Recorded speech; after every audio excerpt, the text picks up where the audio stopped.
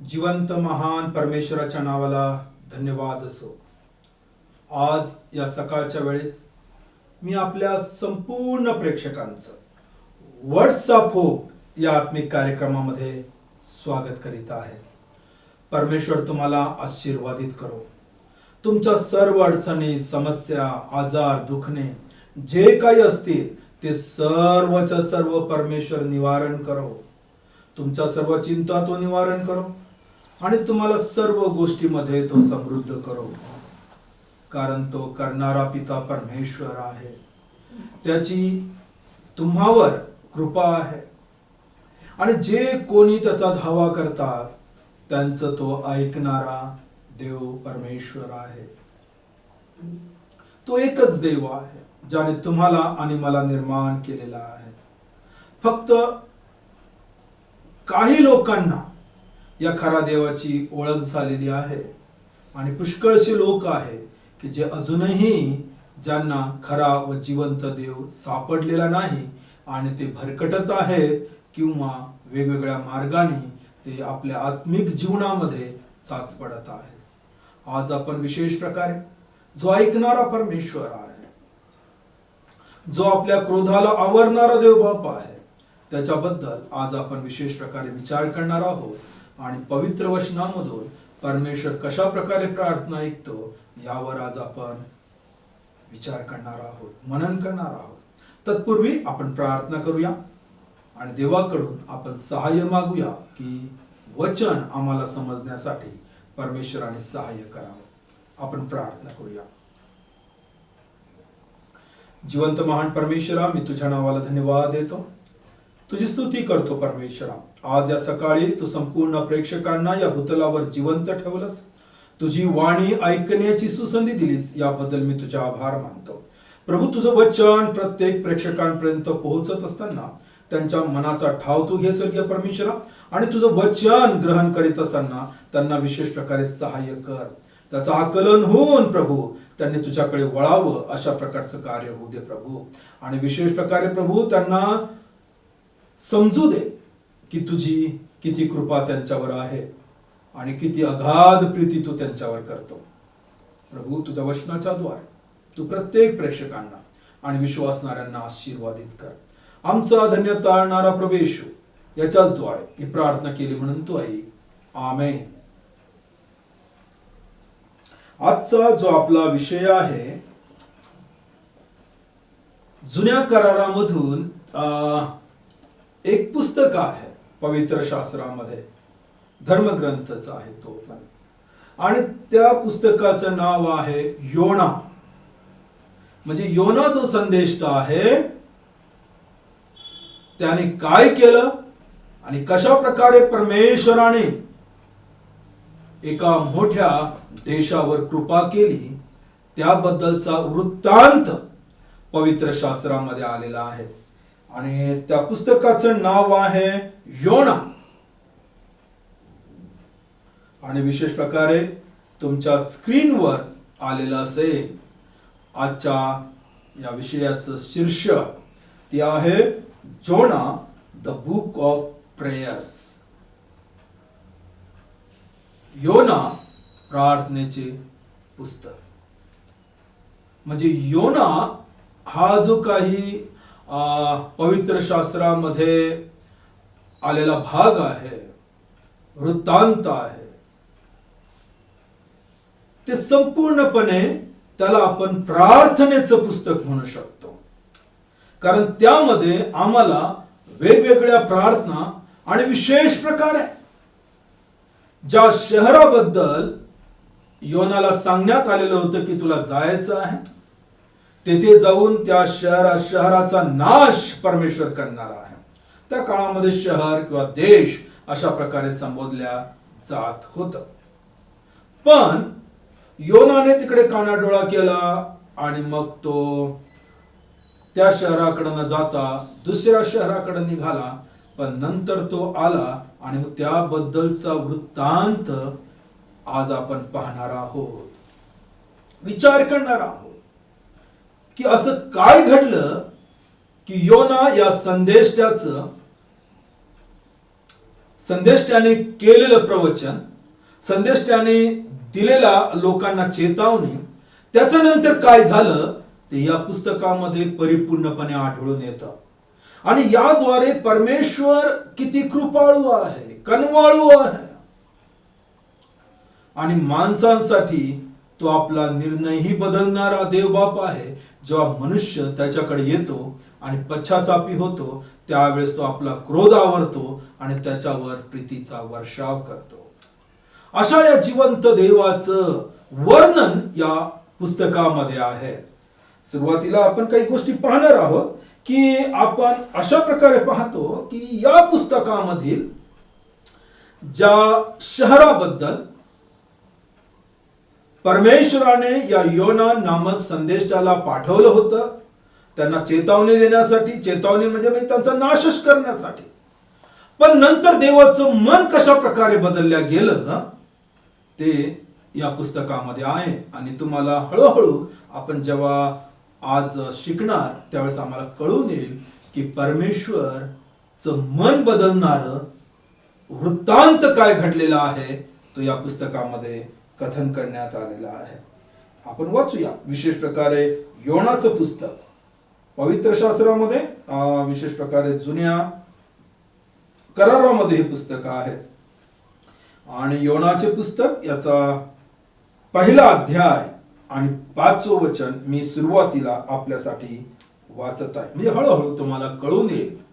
आणि माझी इच्छा आहे की जितकेही विश्वासणारे आहेत त्यांनी कृपा करून तुमच्याकडे पवित्र शास्त्र नक्कीच आहे.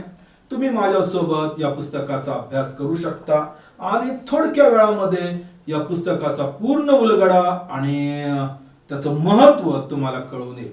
प्रेक्षकांनो, जर तुमच्याकडे पवित्र शास्त्र म्हणजे बायबल हा ग्रंथ नसेल तर कृपा करून तुम्ही लक्ष द्या वचनाकडे. आणि नंतर जेव्हा केव्हा तुम्हाला वाटेल की आमच्याकडे हा धर्मग्रंथ असावा तर आमच्यासोबत संपर्क साधा, किंवा जवळ कुठे तुम्हाला बायबल जर मिळत असेल तर ते घ्या, विकत घ्या. फार स्वस्त किमतीमध्ये आहे आणि तुमच्यासाठी ते आशीर्वादाचं कारण ठरेल. या धर्मग्रंथाची फार अल्प किंमत आहे. म्हणजे महिन्याचा तुमचा जो काही मोबाईलचा खर्च असेल नेटचा, त्याच्याही पेक्षा फार कमी किमतीमध्ये हा धर्मग्रंथ जो जीवन बदलणारा आहे तो तुम्ही प्राप्त करून घेऊ शकता. आणि कृपा करून वेळ दवडू नका. म्हणजे पुढच्या वेळेस जेव्हा तुम्ही या कार्यक्रमामध्ये व्हॉट्सअप या कार्यक्रमामध्ये सहभागी व्हाल, तुमच्याजवळ हा धर्मग्रंथ राहील. आणि विशेष प्रकारे सुरुवातीलाच एक अनुक्रमणिका आहे, सूची आहे, पुस्तकांची नावं आहेत, पान नंबर दिलेला आहे. आणि जेव्हा केव्हा मी तुम्हाला सांगेल त्या सूचीमध्ये तुम्ही बघा ते पुस्तक आणि मग ते पान नंबर बघा, म्हणजे तुम्हाला ताबडतोब ते उघडायला सोपं जाईल आणि अभ्यास करायला सोपं जाईल आणि तुम्हाला आवडेल. आणि माझी पूर्ण खात्री आहे तुमचं जीवन बदलल्याशिवाय राहणार नाही. ज्या प्रकारे या निनवे शहराचं जीवन बदललं तशाच प्रकारे तुमचंही जीवन बदललं जाणार आहे. वचन वाचणार आपण योनाचं पुस्तक याचा पहिला अध्याय आणि 5वं वचन. बुक ऑफ जोना चॅप्टर 1 वर्स 5. खलाशी घाबरले व आपापल्या दैवतांचा धावा करू लागले. मग त्यांनी जहाज हलके करण्यासाठी त्यातील माल समुद्रात फेकून दिला. योना तर जहाजाच्या तळाशी जाऊन गाढ झोप घेत पडला होता. बायबल काय सांगतं इकडं लक्ष द्या. जो योना आहे, जसं मी सुरुवातीला तुम्हाला सांगितलं, परमेश्वराने त्याला सांगितलं निनवे शहरात जा. एक देश आहे त्या काळामधला, त्या शहरात जा आणि मी तुमचा नाश करणार आहे, कारण सर्वच्या सर्व बिघडलेले आहेत, सर्वांनी पाप केलेला आहे, देवाच्या विरुद्ध ते लोक वागत आहेत. आता या संपूर्ण शहराचा मी नाश करेल. त्यासाठी देवाने योना संदेष्टाची नेमणूक केली. पण बायबल आम्हाला सांगतं की तो देवापासून दूर पळून तार्शीश या भागाकडे जावयास निघाला आणि तो जहाजामध्ये जात होता.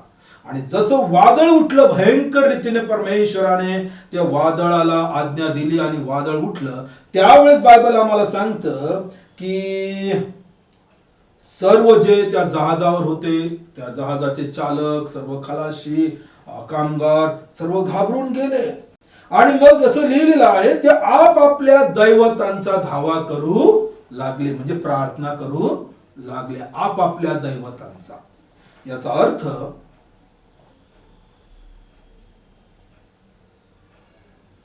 ते लोक परंपरेने ज्याही वस्तूला, ज्याही व्यक्तीला, ज्याही दैवताला मानित होते, त्यांची ते हाक मारू लागले, आवाज त्याला देऊ लागले, प्रार्थना करू लागले, की कारण त्यांना तेवढंच माहित होतं, जास्त काही त्यांना माहित नव्हतं. म्हणून ते आपापला, म्हणजे त्या ठिकाणी जितकेही होते ते प्रत्येकाचं आपापलं दैवत होतं आणि तो प्रत्येक जण वेगवेगळ्या दैवताला हाक मारित होता. तशाच प्रकारची आजची स्थिती आहे. जेव्हा केव्हा संकट येतं आणि मग प्रत्येक जण आपापल्या विश्वासाप्रमाणे धावा करीत असतो, आपापल्या भक्तीप्रमाणे हाका मारित असतो, की त्याला तेवढंच माहित असतं की हा देव किंवा ही देवता मला प्रसन्न होईल किंवा माझी धावा ऐकेल आणि मला यामधून बाहेर काढेल. आणि तशाच प्रकारची परिस्थिती इथे आहे. संकट आल्यानंतर त्यांच्यामध्ये काय घडलेलं आहे. आता नंतर आपण पाहूया की मग यांनी कोणाकडे धावा केलेला आहे. पहिले आपापल्या देवतांकडे धावा केला, प्रार्थना केली. नंतर आपण जाणार आहोत याच पुस्तकामध्ये, योनाचे पुस्तक 1 अध्याय आणि 14 ते 16 या वचनामध्ये. लक्ष द्या. Book of Jonah chapter 1 verses 14 to 16. आता कोठे धावा करीत आहेत, म्हणजे कोठे प्रार्थना करीत आहेत, याकडे आता आपलं लक्ष केंद्रित होणं फार आवश्यक आहे. प्रेक्षकांनो, माझी तुम्हाला विनंती आहे, कृपा करून लक्ष द्या. जर तुम्ही आताच या कार्यक्रमामध्ये सामील झाला असेल तर मी तुम्हाला सांगू इच्छितो की आपण पवित्र शास्त्रामधून एक फार चांगला संदर्भ बघत आहोत की परमेश्वर कशा प्रकारे प्रार्थना ऐकणार आहे.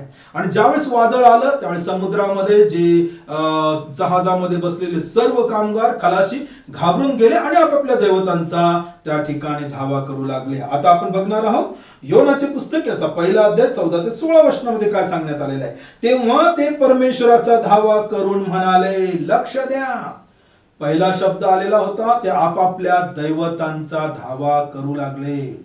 आता ज्या परमेश्वराने तुम्हाला आणि मला निर्माण केलेला आहे त्याचा येथे संदर्भ आलेला आहे. लक्ष द्या प्रेक्षकांनो आणि संपूर्ण भाविकांनो. तेव्हा ते परमेश्वराचा धावा करून म्हणाले, हे परमेश्वरा, आम्ही तुला विनंती करीतो की या माणसाच्या जीवामुळे आम्हास मारू नको व निर्दोष जीव घेतल्याचा दोष आम्हावर आणू नको, कारण तू परमेश्वर आहेस, तुला इष्ट ते तू करीतोस. मग त्यांनी योनाला धरून समुद्रात फेकून दिले. तेव्हा समुद्र खवळा वयाचा राहिला. त्या माणसास तर परमेश्वराचा फार धाक पडला. त्यांनी परमेश्वराला यज्ञ केला व नवसही केला. आता यांना कसं कळालं की आम्ही आता या देवाला प्रार्थना करायची आहे की ज्या देवाने अद्भुत कार्य पूर्ण जगामध्ये केलेलं आहे. आणि या देवाबद्दल आणि या लोकांबद्दल त्यांना पहिलेच माहित होतं, पण त्यांना जास्त काही त्यांचा संपर्क आलेला नव्हता. आज त्यांचा संपर्क भर समुद्रामध्ये आलेला आहे. चारी बाजूला भयंकर अशा प्रकारचं वादळ आहे, पूर्ण समुद्र आहे, खलाशी आहे, कसल्याच प्रकारची गॅरंटी नाही, शाश्वती नाही जीव वाचण्याची. आणि आपापल्या दैवतांचा धावा करू लागले. आणि मी तुम्हा सर्वांना सांगू इच्छितो की जर तुम्ही प्रत्येक वचन वाचत गेला तर पुष्कळशा गोष्टी तुम्हाला उलगडा होईल, पण आपल्याजवळ तेवढा वेळ नाही, म्हणून मी थोडक्यात तुम्हाला काही गोष्टी सांगत आहे. आणि मग हा योना तेथे होता आणि आपण सुरुवातीला वाचलं, तो झोपलेला होता. आणि मग नंतर यांनी जेव्हा चिठ्ठ्या टाकल्या तेव्हा त्यांना कळून आलं की योनाची चिठ्ठी निघाली त्या काळामध्ये की कोणामुळे संकट आलेलं आहे. तेव्हा योनाने त्यांना स्पष्टपणे सांगितलं की मी कोण आहे. ज्या जिवंत देवाची मी आराधना करणारा जो आहे, मी कशामुळे या ठिकाणी संकट आलं, मी कोठे चाललेलो आहे आणि मला कोठे जावयाचं आहे.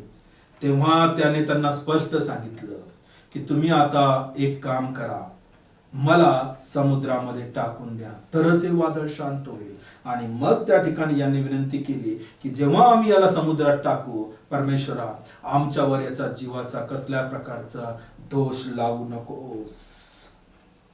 कारण त्यांनी म्हटलेलं आहे, तू परमेश्वर आहेस, तू खरा देव आहेस, तुला इष्ट ते तू करीतोस. आणि मग त्यांनी या योना नामक संदेष्टाला त्याच्या स्वतःच्या इच्छेप्रमाणे त्यांनी समुद्रामध्ये टाकून दिलं. त्यांनी जबरदस्ती केली नाही, त्यांनी परमेश्वराकडे विनवणी केली.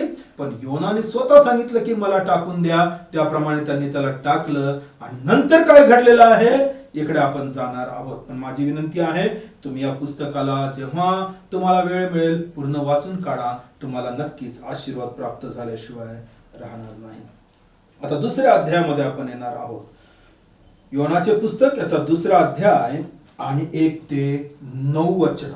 आता येथे फार मोठी प्रार्थना आहे. ज्या व्यक्तीला समुद्रामध्ये टाकण्यात आलं तो समुद्रामध्ये प्रार्थना करीत आहे. आता हे शक्य आहे काय? समुद्राच्या आतमध्ये कोण प्रार्थना करू शकतं? पण इथे अद्भुत घटना घडलेली आहे, ती तुम्ही बघा आणि प्रार्थना बघा. या ठिकाणी माशाच्या पोटामध्ये असताना योनाने केलेली प्रार्थना, कसल्याच प्रकारची शाश्वती नसताना तरी तो आता पश्चातापी होत देवाकडे प्रार्थना करीत आहे. आपण ती प्रार्थना वाचूया. Book of Jonah chapter 2 verses 1 to 9. मत्स्याच्या पोटातून योनाने आपला देव परमेश्वर याची प्रार्थना केली. मी तुम्हाला काय सांगितलं? प्रार्थनेचं पूर्ण पुस्तक आहे. योना एक प्रार्थनेचं पुस्तक. म्हणून याकडे आपण प्रार्थनापूर्वक लक्ष द्यावं की प्रार्थना किती महत्वाची आहे. संकटामध्ये केलेली त्याने प्रार्थना, आणि ती आहे, तो म्हणाला, मी आपल्या संकटावस्थेत परमेश्वराचा धावा केला, तेव्हा त्याने माझे ऐकले. अधोलोकाच्या उदरातून मी आरोळी केली, तेव्हा तू माझा शब्द ऐकला. तू मला डोहात समुद्राच्या पोटात टाकिले, प्रवाहाने मला व्यापिले, तुझ्या सर्व लाटा व कल्लोळ मजवरून गेले. मी म्हणालो, तुझ्या दृष्टी वेगळे मला फेकून दिले आहे, तरी तुझ्या पवित्र मंदिराकडे मी पुन्हा डोळे लावीन. जलांनी मला प्राण जाईपर्यंत व्यापिले, डोहाने चोहोकडून मला घेरिले, समुद्रातील शेवाळीने माझे डोके वेष्टिले. मी खाली पर्वताच्या तळी गेलो होतो, पृथ्वीच्या अडसरांनी मला कायमचे कोंडून टाकले होते, तरी परमेश्वरा, माझ्या देवा, तू गर्तेतून माझा जीव उद्धरिला आहे. माझा जीव माझ्या ठाई व्याकुळ झाला, तेव्हा मी परमेश्वराचे स्मरण केले. माझी प्रार्थना तुझ्या पवित्र मंदिरात तुझ्या जवळ पोहोचली. जे निरर्थक मूर्तींना भसतात ते आपल्या दयाधनास सोडून देतात, पण मी तुला आभार प्रदर्शनाचे यज्ञ करीन. मी केलेले नवस फेडीन, कारण परमेश्वरापासून होते. योना देवाचा संदेष्टा, देवापासून दृष्टीआड होण्याचा प्रयत्न केला एका खऱ्या जिवंत देवापासून. आजही पुष्कळशे लोक या जिवंत देवापासून दूर जात आहेत, दृष्टीआड होत आहेत. त्यांना समजत नाही की हा जिवंत देव त्यांच्याकडेही लक्ष देत आहे, त्यांना पाहत आहे. त्यांनी परमेश्वराकडे वळावं म्हणून वारंवार त्यांच्याकडे तो आपलं वचन पाठवित आहे, देवाचे लोक पाठवित आहेत, आणि तुम्ही कसं ना कसं करून या परमेश्वराबद्दल ऐकत आहात.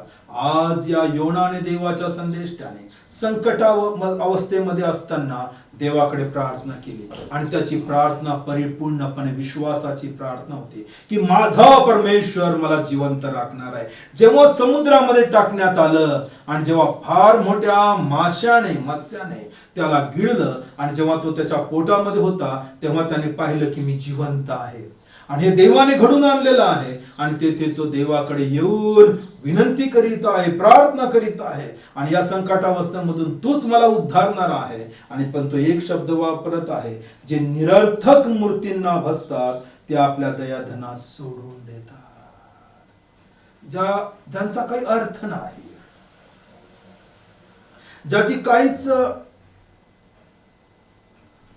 बद्दल माहिती नाही, कोणीतरी आपल्या कल्पनेने, चातुर्याने, बुद्धीने एका वस्तूला आकार द्यावा आणि त्याचं नामकरण करावं, त्याच्या विधी त्यानेच लिहाव्या, मनुष्यानेच सर्व काही करावं आणि मग मनुष्यानेच त्याला स्वतः म्हणावं की आता तू माझा दयाधन आहेस, तू माझा देव आहेस, मी आता तुझी पूजा करणार आहे, मी तुझी प्रार्थना करणार आहे. आणि मग अशा प्रकारे जेव्हा मनुष्य वागतो तेव्हा बायबल आम्हाला सांगतं ते जिवंत देवाला सोडून देतात. आता तुमच्यापैकी पुष्कळशे लोक असे म्हणतील की या जिवंत देवाला आम्ही केव्हा सोडलं.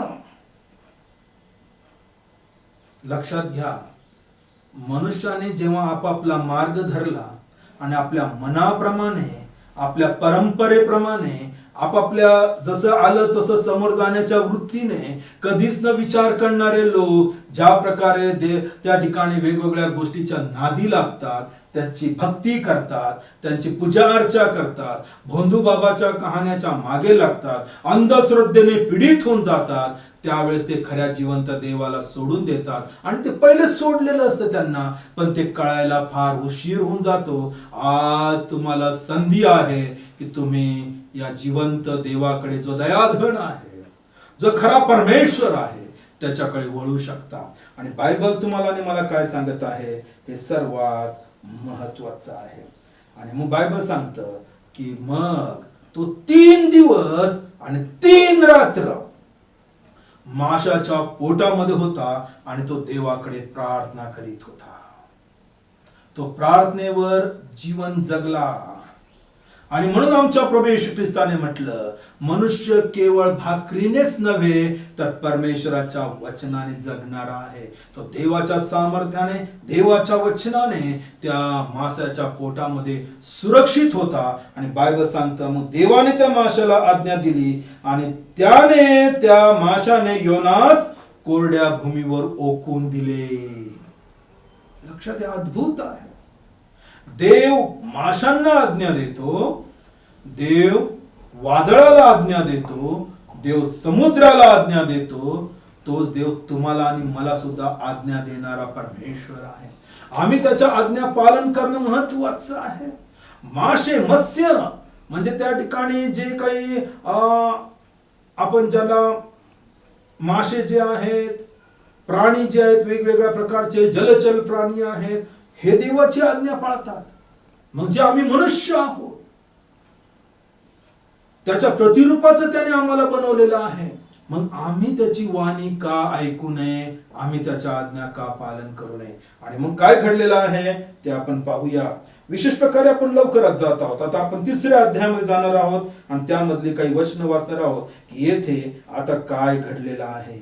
थोडं लक्ष देऊया आपण. योनाचे पुस्तक याचा 3रा अध्याय आणि 5 ते 9 वचन. लक्ष द्या, लक्ष द्या इकडं. योनाचे पुस्तक याचा 3रा अध्याय 5 ते 9 वचन. Book of Jonah chapter 3 verses 5 to 9. तेव्हा निनवेतील लोकांनी देवावर श्रद्धा ठेविली. त्यांनी उपास नेमिला आणि श्रेष्ठापासून कनिष्ठापर्यंत सर्व गोंताट नेसले.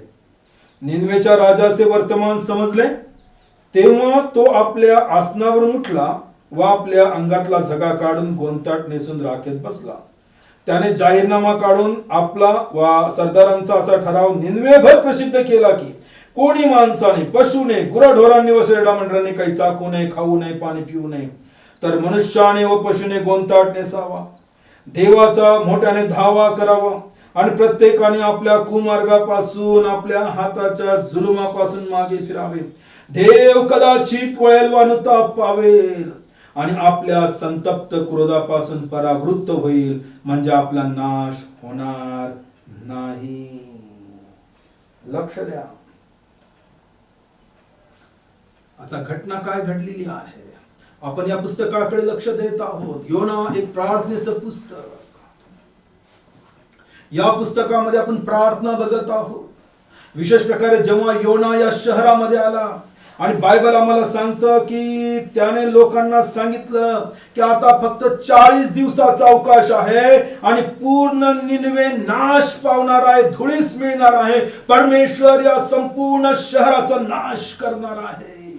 आणि त्याने सर्व गल्ली गल्लीमध्ये फिरून सांगितलं, त्या ठिकाणी प्रत्येक चौकामध्ये जाऊन सांगितलं, प्रत्येक घरापर्यंत ही वार्ता गेली आणि लोकांनी, बायबल आम्हाला सांगितण्यात आलं की लोकांनी उपवास करायला सुरुवात केली, त्यांनी बदलायला सुरुवात केली आणि ही वार्ता राजापर्यंत पोहोचली. राजाने त्या ठिकाणी त्याचा जो राजाधिकार आहे, त्याचा जो काही फरमान आहे, तो अशा प्रकारे काढला की आता सर्व लोकांनी, गुराढोरांनी, सर्व प्रकारच्या पशूंनी, सर्व प्रकारचे जे काही प्राणी आहेत त्या सर्वांसहित लहान थोरांनी काही खाऊ नये, काही चाखू नये, म्हणजे त्यांनी उपवास करावा, कडक उपवास करावा आणि कदाचित परमेश्वर दया करेल, क्षमा करेल आणि प्रत्येकाने आपल्या कुमार्गापासून वळावं, असं इथे सांगण्यात आलेलं आहे. देवाने याला पाठवलं की मी या नगराचा, या शहराचा नाश करणार आहे. आणि मग त्या प्रकारे त्याने सांगायला सुरुवात केली की नाश होणार आहे, तुमचा नाश होणार आहे. त्यामध्ये त्याने हा शब्द वापरला नाही की तुम्ही पश्चाताप करा, तुम्ही बदला, तुम्ही देवाला क्षमा मागा. नाही, देवाने जेवढं सांगितलं की मी नाश करणार तेवढंच त्यांनी सांगितलं की 40 दिवसाचा अवकाश आहे, आता तुम्ही सर्व मरून जाणार आहात आणि पूर्ण निनवे शहर धुळीस मिळणार आहे. पण त्या लोकांना जेव्हा कळालं की हा जो देव आहे, तो देव जे बोलतो ते करणार आहे, त्यांनी ताबडतोब पाहिलं आणि त्यांनी उपवास करायला सुरुवात केली. त्यांनी पश्चाताप केला, ते रडले, त्यांनी गोंधट नेसलं, ते राखेमध्ये बसले, त्यांनी देवाचा धावा केला, प्रार्थना केली की परमेश्वरा तू आम्हाला वाचव, आमचं शहर नाश होऊ देऊ नको, आमचे लेकरं नाश होऊ देऊ नको, आमच्या घरातला कोणाला मृत्यू येऊ देऊ नको, आमच्या शहराला वाचव. अशा प्रकारे प्रार्थना ते एका जिवंत देवाकडे करीत होते. आता आपण समोर बघूया की काय घडलेलं आहे. 4था अध्याय आणि 1 ते 3 वचन. 4था अध्याय आणि 1 ते 3 वचन काय म्हटलं गेलेलं आहे बघा. Book of Jonah chapter 4 verses 1 to 3. योनाला यावरून फार वाईट वाटले व त्याला राग आला. तो परमेश्वराला विनंती करू लागला की हे परमेश्वरा, मी आपल्या देशात होतो तेव्हा हे माझे म्हणणे होते की नाही, म्हणूनच मी तार्शिसास पळून जाण्याची त्वरा केली. मला ठाऊक होते की तू कृपाळू, कनवाळू, मंद क्रोध, दया संपन्न, अरिष्ट आणल्याबद्दल अनुताप करून घेणारा असा देव आहेस. तर आता हे परमेश्वरा, माझी विनंती आहे, माझा प्राण घे, कारण जगण्यापेक्षा मला मरण बरे वाटते. हा देवाचा संदेश त्या ठिकाणी रागावला. त्याला राग आला की मी जे सांगितलं त्याप्रमाणे न घडता या लोकांवर देवाने कृपा केलेली आहे, यांना वाचवलेलं आहे, हा मनुष्य स्वभाव या ठिकाणी दाखवित आहे. पण परमेश्वराने त्याला उत्तर दिलेलं आहे ते फार महत्वाचं आहे. परमेश्वराने त्याला काय म्हटलं, इकडं आपण लक्ष देणार आहोत, म्हणजे आम्हाला कळून येईल की परमेश्वर किती चांगला आहे, परमेश्वर किती आमच्यासाठी किती त्याची दया आणि कृपा आहे. बायबल आम्हाला काय सांगतं तिकडं आपण लक्ष देऊया. परमेश्वराने काय म्हटलेलं आहे. योनाचे पुस्तक याचा 4था अध्याय आणि 10 आणि 11 वचन. परमेश्वर म्हणाला, या तुंबीसाठी तुला काही श्रम पडले नाहीत, तू हिला वाढविले नाही. ही एका रात्रीत वर आली व एका रात्रीत मेली, हिची तू इतकी पर्वा करीतोस, तर उजव्या डाव्या हाताचा भेद ज्यालास कळत नाही. अशी 1,20,000 अधिक माणसे व पुष्कळशी गुरुढर या मोठ्या निनवे शहरात आहेत, त्यांची मी पर्वा करू नये काय. परमेश्वराने याला उत्तर दिलं, मी यांची पर्वा करू नये काय. शेवटचं वचन आहे, आपण प्रार्थना करणार आहोत. योनाचं पुस्तक याचा 3रा अध्याय आणि 10 आणि 11. बायबल काय सांगतं. देवाने त्यांचे वर्तन पाहिले, म्हणजे अर्थात ते आपल्या कुमार्गापासून वळले आहे ते पाहिले, तेव्हा त्यांच्यावर अरिष्ट आणीन असे जे तो म्हणाला होता, त्याविषयी तो अनुताप पावला आणि त्याने त्याचवर ते आणले नाही. परमेश्वर जो आहे तो प्रार्थना ऐकणारा परमेश्वर आहे. आता या संपूर्ण पुस्तकामधून आपण काय शिकलेलो आहोत. योनाच्या पुस्तकामधून जेव्हा आम्ही पश्चाताप करतो, कुमार्ग म्हणजे देवाला सोडून इतर गोष्टीच्या नादी लागणे, वाईट गोष्टीच्या नादी लागणे, जिवंत देवाला सोडून वेगवेगळ्या गोष्टींची त्या ठिकाणी देवा समान त्यांना मानणे आणि देव म्हणून त्यांना संबोधणे, हे देवाच्या विरुद्ध आहे. आणि जेव्हा या संपूर्ण 1,20,000 लोकांनी जेव्हा परमेश्वराकडे येऊन आराधना केली, देवाने या पूर्ण शहराला वाचवलं आणि ते सर्व देवाकडे आले. आणि देवाचा सेवक संदेष्टा जो योना आहे, त्याला सुद्धा समजून आलं की देव किती कृपाळू आहे, किती कनवाळू आहे. आणि आज सुद्धा देवाचा एकुलता एक प्रिय पुत्र प्रभू येशू ख्रिस्त, त्याने आम्हाला दाखवून दिलं की परमेश्वर किती प्रेमाने भरलेला आहे. तो आमच्यावर प्रीती करतो. तो आजही आमच्यावर दया करणारा आहे. जर आम्ही वळलो आणि त्याच्याकडे आलो तर तो आम्हाला स्वीकारावयास तयार आहे. आणि माझी विनंती आहे की तुम्ही या जिवंत देवाकडे वापस या, ज्या देवाने तुम्हाला आणि मला निर्माण केलेला आहे. त्याला हाक मारा, तो तुम्हाला उत्तर देण्यासाठी तयार आहे. तुम्हाला सर्व संकटामधून बाहेर काढण्यासाठी तो सदैव तयार आहे. परमेश्वर तुम्हाला आशीर्वादित करो. बायबल मधलं पुस्तक आहे योना, हे प्रार्थनेचं पुस्तक आहे. प्रत्येक विश्वासणाऱ्यांनी या पुस्तकाप्रमाणे जीवन जगण्याचा प्रयत्न करावा आणि तसं आपलं अंतःकरण ठेवावं आणि जिवंत देवाकडे सदैव प्रार्थना करीत राहावी. तो प्रार्थना ऐकणारा पिता परमेश्वर आहे. परमेश्वर तुम्हाला आशीर्वादित करो. आपण प्रार्थना करू. जिवंत महान परमेश्वर, आम्ही तुझ्या नावाला धन्यवाद देतो. योना एक प्रार्थनेचं पुस्तक, तू आज आम्हाला मार्गदर्शन केलं स्वर्गीय बाप्पा. प्रार्थनेबद्दल कितीतरी आम्हाला समजावून सांगितलं परमेश्वरा. ज्यांना ओळख नव्हती त्यांनी तुझा धावा केला आणि त्यांना तू समुद्रामध्ये वाचवलं स्वर्गीय परमेश्वरा. आणि ज्या निनवे शहराने स्वर्गीय बाप्पा तुझ्याकडे धावा केला आणि या संपूर्ण शहराला, यातील प्रत्येक पुरुषाला, प्रत्येक स्त्रीला, प्रत्येक लहान लेकराला आणि विशेष प्रकारे संपूर्ण गुराढोरांना सुद्धा त्यांच्या संपूर्ण संपत्तीला तू वाचवलं परमेश्वरा. आणि त्यांच्यावर तू परमेश्वरा दया केलीस. आभार मानतो प्रभू. जे लोक आज तुझ्याकडे धावा करीत आहेत, प्रार्थना करीत आहेत, त्यांना त्या संकटामधून काढ आणि तो तुझा मार्ग जो आहे त्याकडे वळावं, यासाठी त्यांना तू मार्गदर्शन कर स्वर्गीय बापा.